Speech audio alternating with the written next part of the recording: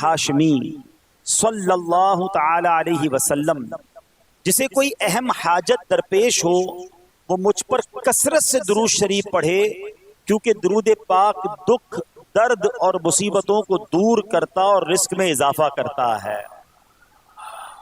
تو جب بھی کوئی مشکل آئے، پریشانی آئے، تکلیف آئے، ٹینشن آ جائے تو اس کا بار بار اظہار کرنے سے ٹینشن دور نہیں ہو جاتا۔ کوئی بھی مشکل آتی ہے بندہ سبھی کو بتاتا پھرے، بار بار ذکر کرتا رہے کہ یار بڑی مشکل میں ہوں، بڑی پریشانی میں ہوں۔ شاعر کہتے ہیں نا کہ دکھوں نے تم کو جو گھیرا ہو تو درود پڑھو، دکھوں نے تم کو جو گھیرا ہو تو درود پڑھو، جو حاضری کی تمنا ہو تو درود پڑھو۔ تو جب ٹینشن دور کرنے کا، مشکل دور کرنے کا، پریشانی دور کرنے کا وظیفہ مل گیا ہے، چابی مل گئی ہے، تو پھر فضول باتیں کرنے کی بجائے ہمیں درود پاک کی کثرت کرنی چاہیے۔ صلو علی الحبیب صلی اللہ تعالی علی محمد صلی اللہ علیہ وسلم۔ آج میں آپ کو اللہ کے ایک نبی کا واقعہ سنانا چاہتا ہوں۔ یہ واقعہ قرآن مجید میں بہت تفصیل کے ساتھ موجود ہے، اور یہ واقعہ ایسا ہے کہ میں ان نبی علیہ السلام کے عمل کا نام لوں تو نبی علیہ السلام کا نام آپ کے ذہن میں خود ہی آ جائے گا۔ یعنی انہوں نے وہ عمل ایسا کیا کہ اب ان کے نام کے ساتھ وہ عمل ایک خاص ٹیگ بن گیا ہے۔ اور اگر میں اب عمل بتاتا ہوں، نام آپ خود بتائیں گے، اور ان کا عمل تھا کہ ان کے اندر کمال صبر تھا۔ اب یہ صبر کرنے والے نبی کون ہیں؟ صبر ایوب علیہ السلام۔ مشہور ہے دنیا میں کہ ایوب علیہ السلام کا جو صبر ہے وہ ضرب المثل بن گیا، وہ ایگزامپل بن گیا۔ صبر تو بہت سارے لوگوں نے دنیا میں کیا، مصیبتیں تو بہت سارے اللہ والوں پر آئیں، مگر حضرت ایوب علیہ السلام کو اس قدر کمال کا صبر جو ان کا تھا وہ کیا واقعہ ہے۔ تو آج مشکلیں ہیں، پریشانیاں ہیں، ٹینشن ہیں، لوگ جب پریشان ہوتے ہیں تو صبر کا دامن تھامنے کی بجائے نارملی بے صبری، شکوے اور شکایات کی طرف جاتے ہیں۔ تو زندگی میں جب بھی کوئی معاملہ آئے نا، ہمیں اللہ کے کلام کی طرف رجوع کرنا چاہیے، اللہ والوں کی سیرت کی طرف رجوع کرنا چاہیے، اور رب کریم کے جو منتخب ترین بندے ہیں، دنیا کے افضل ترین جو افراد ہیں، وہ انبیاء کرام علیہ السلام ہیں۔ تو ہمیں جب بھی کوئی پرابلم آئے، جب بھی کوئی مسئلہ درپیش ہو، پہلے دیکھیں اللہ والوں نے اس موقع پر کیا کیا تھا، قرآن کیا کہتا ہے، حدیث کیا کہتی ہے، تو پھر زندگی میں چیزیں آسان ہو جاتی ہیں۔ تو حضرت ایوب علیہ السلام کی سیرت کے بارے میں جانتے ہیں کہ آپ حضرت اسحاق علیہ السلام کی اولاد میں سے ہیں، اور ان کی والدہ حضرت لوط علیہ السلام کے خاندان سے ہیں۔ اللہ تعالیٰ نے آپ کو ہر طرح کی نعمت سے نوازا تھا۔ آپ حسن و صورت والے بھی تھے، یعنی آپ کو اللہ پاک نے بہت خوبصورت بھی بنایا تھا، اور اللہ کریم نے مال بھی بہت دیا، اولاد میں بھی کثرت دی، یعنی ویل آف لائف تھی، خوبصورتی بھی ہے، مال بھی ہے، اولاد بھی ہے۔ اچھا، پھر ظاہر مال تھا تو گھر بھی تھے، جانور بھی تھے۔ اس زمانے میں جو ویلتھ ہوتی تھی، جو پیسہ ہوتا تھا، وہ جانوروں کی صورت میں ہوتا تھا۔ آج کل لوگ گاڑیاں رکھتے ہیں، سونا زیورات رکھتے ہیں، اس زمانے میں جانور ہوتے تھے۔ بلکہ اب بھی اگر پاکستان کے بھی آپ انٹیریئر کے ایریا میں چلے جائیں، گاؤں گوٹھ میں جائیں، تو لوگ اپنا مال و دولت سے جانور ہی خرید رہے ہوتے ہیں۔ ان کے نزدیک یہی ان کا جو ہے، وہ جو بھی ان کا کاروبار ہوتا ہے اور مال ہوتا ہے۔ اب آپ پر امتحان آیا، آزمائش آئی، اور وہ آزمائش کیسے آئی کہ پہلے آپ کا مکان گرا، اور خاندان کے جتنے افراد تھے اور آپ کے بیٹے تھے، جتنے بھی آپ کے بیٹے تھے نا، وہ سب اس مکان کے تلے دب کر انتقال کر گئے۔ اللہ اکبر۔ آپ کو آ کر خبر دی جاتی گئی کہ حضور آپ کا مکان گر گیا ہے، آپ کے بچے دب گئے اور دب کر ان کا انتقال ہو گیا ہے۔ آپ فرماتے تھے میرا کیا ہے، جس کا تھا اس نے لے لیا، جب تک اس نے مجھے دے رکھا تھا وہ میرے پاس تھا، جب اس نے چاہا اس نے واپس لے لیا، اسی نے دیا تھا نا۔ تھوڑی دیر بعد خبر آئی کہ آپ کے جتنے جانور تھے، ہزارہا اونٹ تھے، بکریاں تھی، ریوڑ کے ریوڑ تھے، سارے جانور جو ہیں وہ مر گئے. کسی نے آ کر کہا کہ اب آپ کی جتنی دولت تھی، جتنے جانور تھے، وہ بھی مر گئے. سبحان اللہ. آپ اللہ کا شکر بجا لاتے، کہتے یا اللہ جو رب کا تھا اس نے واپس لے لیا، اسی کا تھا، جتنی دیر چاہا میرے پاس رہا، واپس لے لیا اس نے.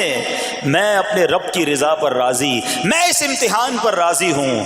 اللہ اکبر.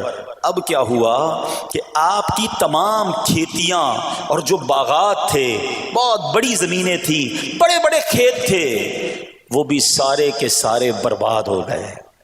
کسی نے آ کر بتایا کہ حضور اب تو کھیت بھی گئے، اب باغات بھی گئے.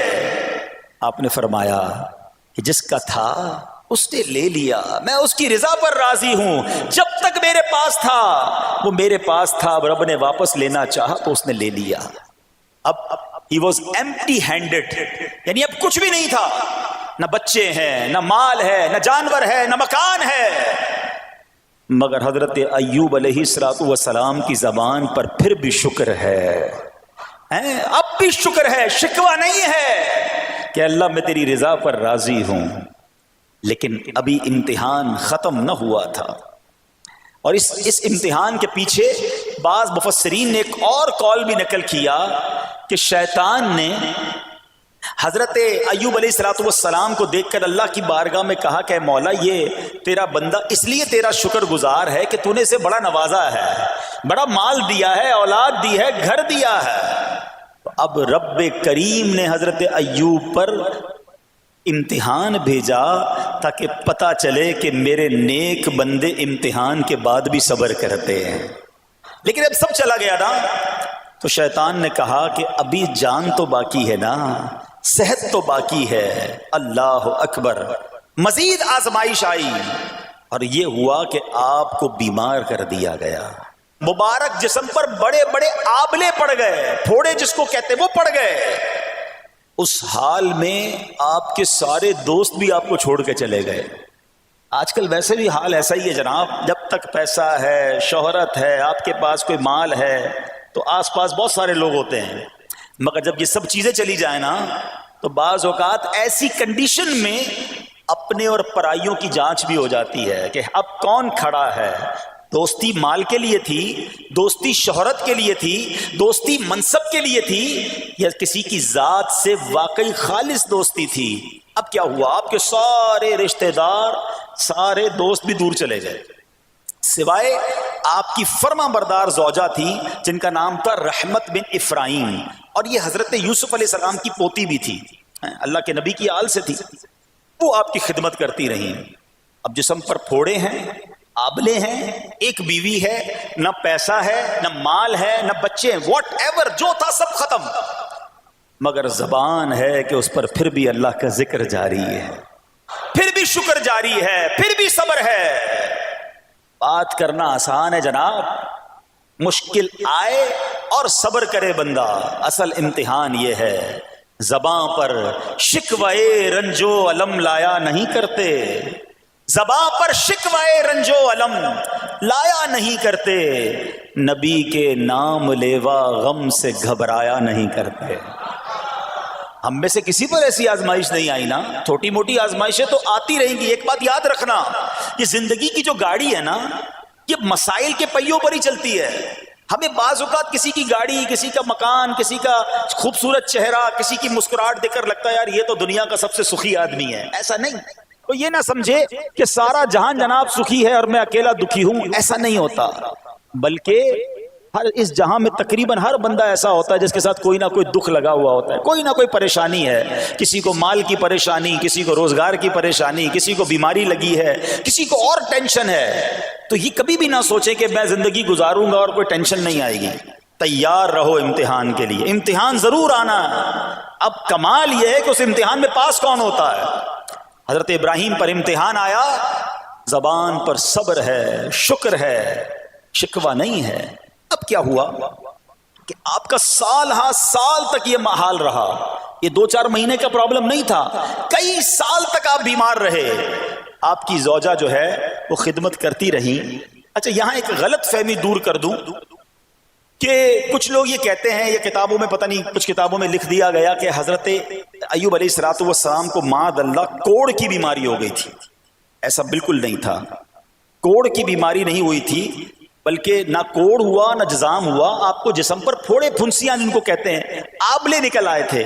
کیونکہ کوڑ کی بیماری وہ ہوتی ہے کہ جس سے لوگ نفرت یا حقارت کرتے ہیں. اللہ کے کسی بھی نبی کو کبھی بھی کوئی ایسی بیماری نہیں ہوئی جس کی وجہ سے لوگ اس سے حقارت یا نفرت کریں یا دور بھاگیں. کیونکہ اللہ نے ان نفوس قدسیہ کو، ان نیک بندوں کو، ان منتخب شخصیات کو لوگوں کی ہدایت کے لیے بھیجا ہے. ان کو کبھی کوئی ایسی چیز نہیں ہوئی کہ جس سے لوگ گھن کھا کر دور بھاگیں. تو یہ بالکل غلط ہے. البتہ آپ کے جسم پر آبلے تھے، پھوڑے تھی، اور اللہ اکبر آپ اس حال میں کیا رب سے عرض کرتے تھے؟ آپ عرض کرتے تھے، قرآن میں یہ الفاظ موجود ہیں، انی مسنی الضر وانت ارحم الراحمین. ترجمہ کیا ہے؟ مجھے تکلیف پہنچی اور تو سب مہر والوں سے بڑھ کر مہر والا ہے، رحم کرنے والوں میں سب سے بڑھ کر رحم کرنے والا ہے. یعنی اللہ کی بارگاہ میں یہ عرض کرتے تھے، یا اللہ تکلیف پہنچی ہے، رحم تو نے کرنا ہے، تو ارحم الراحمین ہے. زمانے سے نہیں کہتے تھے. یہاں ایک اور پرابلم ہے، میں کوئی مسئلہ ہوتا ہے، پرابلم آتی ہے، ہم ساری دنیا سے کہتے ہیں یہ مسئلہ ہو گیا، یہ پرابلم ہو گئی. نہیں، ساری دنیا میں سے کوئی آپ کا مسئلہ حل نہیں کر سکتا. اس سے بات کرو نا جو مسائل کو حل کرنے والا ہے، اس سے عرض کرو نا جو مصیبت کو دور کرنے والا ہے. ادھر ادھر جانے کی بجائے پرابلم یہ ہے، جب بھی مشکل آتی ہم سب کے پاس جاتے ہیں، ہم رب کے پاس نہیں جاتے ہیں. جاؤ اس کے پاس جو حل المشکلات ہے، جو مصیبتوں کو حل کرنے والا ہے، اس کی بارگاہ میں فریاد کرو. وہ شاعر کتنی پیاری بات لکھتے ہیں نا، یہ بہت سارے لوگوں کے لیے درس ہے جو اپنی پرابلمز کے لیے دنیا والوں کے پاس جاتے ہیں. ارے اگر پکارنا ہے تو اللہ کی بارگاہ میں پکارو، التجا کرنی ہے تو اللہ کے حبیب سے عرض کرو نا. شاعر لکھتے ہیں، کسی کا احسان کیوں اٹھائیں، کسی کو حالات کیوں بتائیں، کسی کا احسان کیوں اٹھائیں، کسی کو حالات کیوں بتائیں. تمہیں سے مانگیں گے تم ہی دو گے، تمہارے در سے ہی لو لگی ہے. ہم اللہ کی بارگاہ میں عرض کریں، اللہ کے حبیب کی بارگاہ میں لو لگائیں. دنیا والوں کے پاس کچھ نہیں رکھا، لیکن ہم دنیا والوں کو بتا کر اپنے صبر کا ثواب بھی ضائع کر دیتے ہیں. دیکھو حضرت ایوب علیہ السلام کا صبر، کسی سے نہ کہا، اللہ کی بارگاہ میں عرض کرتے رہے. اب آپ کی آزمائش کا وقت پورا ہوتا ہے، دعا کرتے رہے، التجا کرتے رہے، صبر کرتے رہے. حکم ہوا کہ اپنا پاؤں زمین پر مارو. حضرت ایوب علیہ السلام نے پاؤں زمین پر مارا تو زمین سے ایک چشمہ پھوٹ اٹھا. حکم الہی سے حکم دیا گیا کہ اب اس پانی سے غسل کرو. آپ نے جب اس پانی سے غسل کیا تو آپ کی تمام بیماریاں دور ہو گئیں. پھر آپ 40 قدم چلے، دوبارہ زمین پر قدم مارنے کا حکم دیا. قدم مارتے ہی ایک اور خوبصورت لذیذ ٹھنڈے پانی کا چشمہ نمودار ہوا. پانی ٹھنڈا، میٹھا اور لذیذ تھا. اب آپ نے وہ پانی پیا تو آپ کے باطن میں نور ہی نور پیدا ہو گیا، اور آپ کو اعلیٰ درجے کی صحت و نورانیت حاصل ہو گئی. اور سنو، میرا رب تو قادر ہے نا، اللہ تعالیٰ نے آپ کی وہ ساری اولاد جو دب کر کئی سال پہلے مر گئی تھی، انتقال فرما گئے تھے، اللہ نے ان تمام اولاد کو پھر زندہ فرما دیا، اور آپ کی بیوی کو دوبارہ جوانی بخشی، اور اب اس کے بعد بھی آپ کی کثیر اولاد ہوئی. سنو سنو، جو جانور چلے گئے تھے نا، اللہ نے مویشی، اسباب، وہ خزانہ اس سے زیادہ آپ کو پھر سے عطا فرما دیا. صبر کیا تھا نا. ان اللہ مع الصابرین. اچھا، یاد سب کو ہے یہ آیت، بچپن سے یاد ہے، اللہ صابروں کے ساتھ ہے، صبر کرنے والوں کے ساتھ ہے. مگر صبر کرنا نہیں ہے، امتحان آنا ہے تو صبر کرنا نہیں ہے. آیت سب کو پتا ہے. اچھا، جس کے ساتھ پرابلم ہو جائے نا، اس کو بھی بندہ درس دینے جا رہا ہوتا ہے، بھائی صبر کرنا، اللہ آپ کو صبر دے. لیکن جب اس پر امتحان آتا تو یہ صبر کرتا نہیں ہے. دوسروں کو درس دے رہا تھا، آج تیری باری آئی ہے نا، تو صبر کا دامن نہ چھوڑیں. میں آپ کو ایک بات سوال پوچھنا چاہتا ہوں. آج کل ہم بڑے لوگوں سے تعلقات کیوں بنانے کی کوشش کرتے ہیں؟ یار جب کوئی مشکل ٹائم آئے گا نا تو یہ بندہ کام آئے گا. یہ پیسے والا دوست ہے، یہ اس کے تعلقات بہت ہیں، اس کی گورنمنٹ میں بات ہے، اس کی وکیلوں میں بات ہے. 4-5 ایسے دوست ہونے چاہیے. یہ ڈاکٹروں کے اندر بڑی اچھی اس کی دوستی ہے، کوئی ڈاکٹر کا بھی کام آئے گا تو یہ بندہ کام آ جائے گا. ہم دنیا والوں سے تعلقات اس لیے بناتے ہیں تاکہ یار مصیبت آئے تو یہ بندہ کام آئے. اور نارملی اکثر ایسا ہوتا ہے کہ جس سے امید رکھی ہوتی ہے مصیبت کے وقت غائب ہو جاتا ہے. لیکن رب خود قرآن میں فرما رہا ہے ان اللہ مع الصابرین، صبر کر لو اللہ کی رحمت تمہارے ساتھ ہو جائے گی. اب میں آپ سے سوال کرتا ہوں، دنیا کے تعلقات ہوں یہ ضروری ہے یا یہ فائدے مند ہے، یا بندہ صبر کر لے تو اللہ کی رحمت ساتھ ہو جائے سارے غم ویسے ہی دور ہو جائیں گے؟ صبر اس کو نہیں چھوڑنا ہے. تو حضرت ایوب علیہ السلام کی زندگی میں ایک اور واقعہ یہ ہوا کہ جب آپ بیمار تھے، آپ کو پتہ ہے جب بندہ بیمار ہوتا ہے تو بعض اوقات اس کی طبیعت میں کیفیات بھی ہوتی ہیں. تو آپ نے اپنی زوجہ کو پکارا تو آپ کی زوجہ کچھ دیر میں حاضر ہوئی. تو آپ نے جلال میں آ کر اس کو 100 درے، اپنی زوجہ کو 100 کوڑے مارنے کی قسم کھا لی. اب جب صحت آ گئی تو قسم تو آپ نے کھائی ہوئی تھی، تو اب کیا کرتے؟ اس بیوی نے تو خدمت بھی بہت کی تھی، اب اسے کوئی خاص کیفیت تھی، آپ نے قسم اٹھا لی تھی. سبحان اللہ، ایوب علیہ السلام کو اللہ کریم نے قرآن میں کیا حکم دیا کہ اے ایوب آپ ایک یعنی 100 جس کو کہتے ہیں تنکے، 100 تنکوں والی جھاڑو لیں اور اس جھاڑو کو ایک مرتبہ اپنی بیوی کو مار دیجئے تو آپ کی قسم جو ہے وہ پوری ہو جائے گی، یعنی قسم کا کفارہ نہیں دینا ہوگا. اللہ اکبر. اللہ نے اس نبی علیہ السلام کی فرما بردار بیوی کی جو سزا تھی یا جو معاملہ تھا اس کو کتنا آسان فرما دیا. تو رب کریم نے قرآن مجید فرقان حمید میں اس کو کس طرح بیان فرمایا، وَخُذْ بِيَدِكَ ضِغْثًا فَاضْرِب بِهِ وَلَا تَحْنَثْ، فرمایا کہ اپنے ہاتھ میں ایک جھاڑو لے کر اسے مار دے اور قسم نہ توڑ. اِنَّا وَجَدْنَاهُ صَابِرًا، فرمایا ہم نے اسے صابر پایا. نعم العبد، کیا اچھا بندہ. اِنَّهُ اواب، بے شک وہ بہت رجوع لانے والا ہے. ارے آج دنیا کسی کو کہے یہ صبر والا ہے، حضرت ایوب کی شان دیکھو کہ رب فرما رہا ہے قرآن میں اِنَّا وَجَدْنَاهُ صَابِرًا، اور ہم نے ایوب کو صبر کرنے والا پایا، صابر پایا. اللہ حضرت ایوب کے صبر کے صدقے ہمیں بھی صابرین میں شامل فرما لے. اللہ اکبر، سبحان اللہ. اور رب کریم نے جو اواب فرمایا، علماء کہتے ہیں کہ یہ اواب کے لاجواب خطاب کو جو آپ کے سر مبارک پر ایک تاج کی طرح رکھ دیا گیا، کیونکہ اواب کے معنی کیا ہے؟ انہو اواب، بے شک وہ بہت رجوع لانے والا ہے. اللہ اکبر. صبر کیا تو رب نے کیسے کیسے القاب جو ہیں وہ قرآن میں عطا فرمائے. یہاں ایک اور بات بھی سیکھنے والی ہے کہ حضرت ایوب علیہ السلام کے صبر کا کمال یہ ہے کہ قرآن میں ذکر آ گیا. اب صبح قیامت تک حافظ تلاوت کریں گے، تراویح میں قرآن پڑھا جائے گا، جب بھی قرآن کی تلاوت دنیا کے کونے کونے میں کی جائے گی، قیامت تک حضرت ایوب کے صبر کا ذکر ہوتا رہے گا. جب آپ صبر کرتے ہیں اللہ رسول کو راضی کر لیتے ہیں، اللہ ان ناموں کو بلند فرما دیتا ہے. بہرحال میرے پیارے اسلامی بھائیوں، اب یہاں تھوڑا سا ایک شرعی مسئلہ بھی سمجھ لیں. بعض اوقات کہ آپ لفظ سنتے ہیلا، اچھا کچھ لوگ جب یہ لفظ ہیلا سنتے ہیں تو کنفیوز ہو جاتے ہیں، یار یہ کیا، ایک کام کرنا تھا اس کو ایک اور طریقے سے کر دیا، ہمیں سمجھ نہیں آ رہا. عجیب عجیب سی لوگ باتیں کرتے ہیں. سبحان اللہ. علماء فرماتے ہیں پہلے ہیلے کا مسئلہ سمجھ لیں. فتاوی عالمگیری میں ہے جو ہیلا کسی کا حق مارنے یا اس میں شبہ پیدا کرنے یا باطل ذریعے سے فریب دینے کے لیے کیا جائے وہ مکروہ ہے، اور جو ہیلا اس لیے کیا جائے کہ آدمی حرام سے بچ جائے یا حلال کو حاصل کر لے وہ اچھا ہے. انما الاعمال بالنیات، غلط نیت سے ہیلا کہ کسی کا حق دبا لوں یا معاذ اللہ زکوٰۃ ادا ہی نہ کرنی پڑے، اللہ کو کوئی دھوکہ نہیں دے سکتا، اللہ دیکھ رہا ہے کہ اس کی نیت کیا ہے.